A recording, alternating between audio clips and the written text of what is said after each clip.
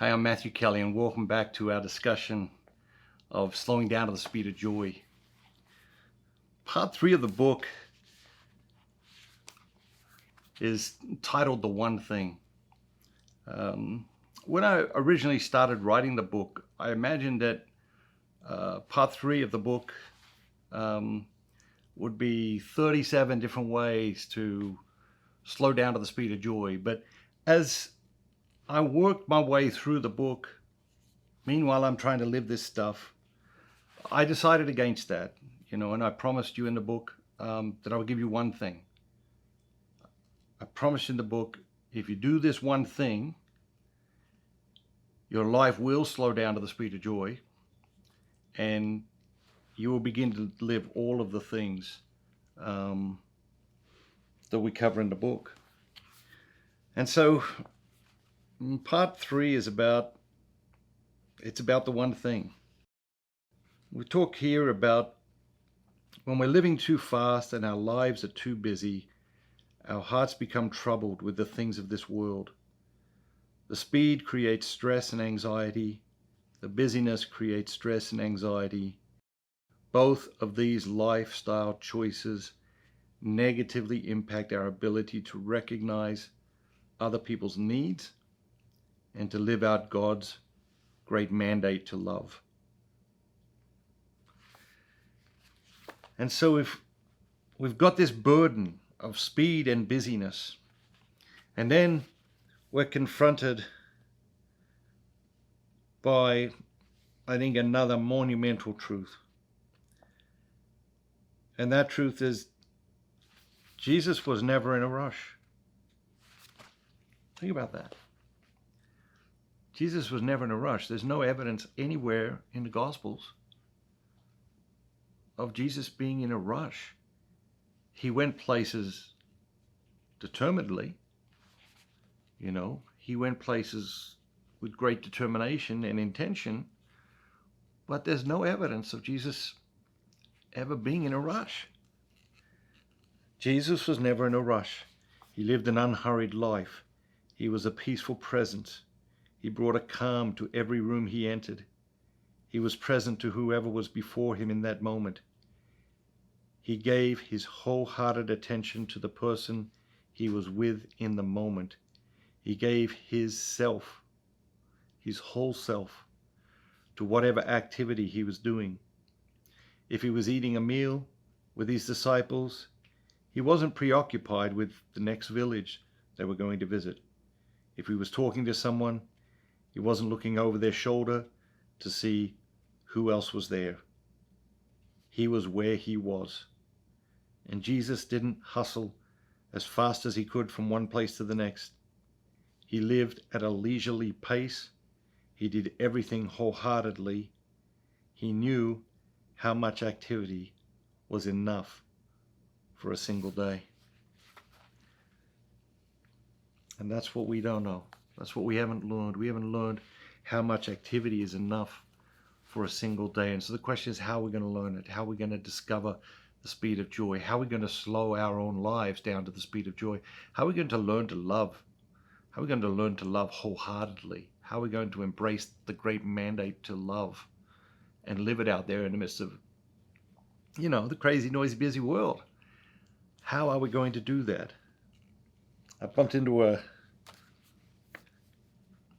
friend of mine recently, and I met him a while back, and we sort of lost touch, and I was just walking down the street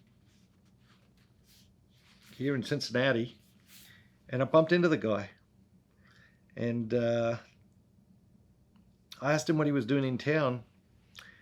He said he was on sabbatical. I said to him, I didn't know anyone did that anymore. He's a college professor, and apparently they do. And he said, yes, it's still very common in academia. I have a full year, but it is more common to have 6 months now. I asked him why Cincinnati. He said, my father grew up here, and I wanted to spend some time with him. My mother passed away last year, and that was an awakening for me.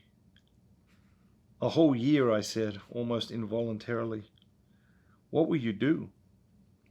I don't have any plans, he said with a smile. I was perplexed, and he could tell, so he continued. Most people make all these plans for their sabbatical. They overload the time with all sorts of activities, and then what they do is they approach their sabbatical like they would a huge and complex project at work. He went on to say, I made that mistake years ago when I had 3 months sabbatical. I made a 12-week plan. Every week had activities and outcomes. It was exhausting. No plans, I questioned him still. I was still confused at how he was going to use or structure a whole year away from his duties as a professor. One plan, he said, wake up each morning and see what the day has to offer. Wow, I exclaimed. How far into the year are you? About 2 months, he said. What have you been doing? Reading, walking, visiting with my dad and some friends, thinking, praying, resting. On this day, when I bumped into the professor, I had been personally slowing down, or at least working on slowing down to the speed of joy for 3 years, and found the idea of a sabbatical alluring. But who can take a year off? Even so, the idea of a year off, or even 6 months off, holds great appeal. Would you like to take a sabbatical? Like to take a year off from whatever it is you do? Full pay, full benefits, full everything? The idea is very appealing to almost everyone I talk to. But is it realistic? Yeah, most people know. I put some stories in the book about people who have done it. Not that their company or their organization offered it. They just decided they were going to take a sabbatical. They saved up. They took a sabbatical.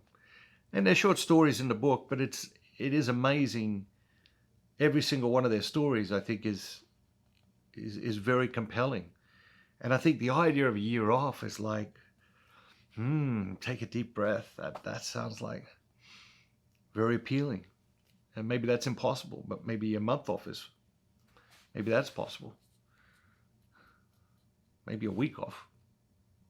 Maybe that's possible. And of course, this leads us all to the one thing. The idea of sabbatical, of course, has its roots in the concept and the word of Sabbath. God rested on the seventh day. He calls us to rest on the seventh day. He calls us to a day of rest. And what is that Sabbath? It is a mini sabbatical. And how we use our Sundays is probably how we would use a sabbatical if we had one. Whether it was a month or 3 months or 12 months, whatever. How we use our Sabbath, our Sundays, is probably how we would use a sabbatical. And so Sunday, that's the one thing. That is the one thing. If you want to slow down to the speed of joy, take back your Sundays. Take back your Sundays. They have been stolen from you. The culture has stolen them from you. Other people have stolen them from you. Take back your Sabbath. Take back your Sundays, one at a time. Will it be easy? Absolutely not. You have no idea how difficult it will be to take back your Sabbath and make it truly a day of rest, a day of leisure. Take back your Sabbath. I'm telling you, it will change your life. I'm telling you, it will teach you how to live your life at the speed of joy. I'm telling you, it will teach you how to love wholeheartedly. Take back your Sabbath. Take back your Sunday, one at a time. It will absolutely, once and for all and forever, change your life. Observing Sunday as a day of rest liberates us from those feelings of hurried, overwhelmed, and anxious. Doing Sunday right makes the other 6 days better. It makes the other 6 days more focused and meaningful. I get more done because I am focused on the right things. It's true. When I do Sunday right, when I honor the Sabbath, when I do Sunday right, I get more done in 6 days than I could ever get done in 7 days. Because I get focused on what matters most. I get doing the right things. And I have more energy and enthusiasm for every aspect of my life. The Sabbath is more than a day of rest. It's a day of rejuvenation, realignment, and renewal. It's a day to set aside everything that seems urgent so that we can be reminded of what is important. Take back your Sabbath. Take back your Sabbath. I know what people are thinking. They think it's impossible. I have a friend, he's a shift worker, and he's like, I have to work on Sundays. I say, okay, well, what time you got to work? He says, I got to work 6 p.m. Okay, well, have your Sabbath before that. I got another friend, shift worker. He's like, I got to work on Sundays. I say, okay, what time you got to work? He says, I got to work starting at noon. I say, okay, well, make your Sabbath before that. Take it back a little bit at a time. Take back that 4 or 5 hours from when you wake up to when you have to go to work. Take back that piece of Sunday, and then you can work out how to take back the rest over time. But start with a chunk. If that's what you have to do, start with a chunk. If you can't take it all back at once, start with a chunk. I got a friend of mine who is very busy, a CEO of an enormous corporation, and he used to do it from sundown on Saturday to sundown on Sunday. He used to make that his Sabbath. And of course, the Jewish tradition, they do sundown on Friday to sundown on Saturday. So he said to me once, he said, I can't. I've been trying to do the Sunday thing. I need to work Sunday night. I've got this enormous corporation I'm responsible for. I need to set it up for success each week. And I need to work Sunday night. And so we talked about it. He said, okay, well, let's do sundown on Saturday to sundown on Sunday. So he started doing that, did that for a while. Through the winter, everything was fine, and then comes the summer, and sundown was like 9:30 on Sunday night. Comes back to me, he's like, this isn't working. What do you think? He says, I'm going to do 6 p.m. on Saturday night to 6 p.m. on Sunday night. Great. That works great. Make it work. Be creative. Love is creative. Take back your Sundays, one Sunday at a time. Take back your Sabbath. If you have to take it back 1 hour at a time, take it back 1 hour at a time. But I am telling you, this is how you will slow down to the speed of joy. This is how you will learn to love wholeheartedly. This is how you will learn to become fully present to your life, fully present to yourself, fully present to other people.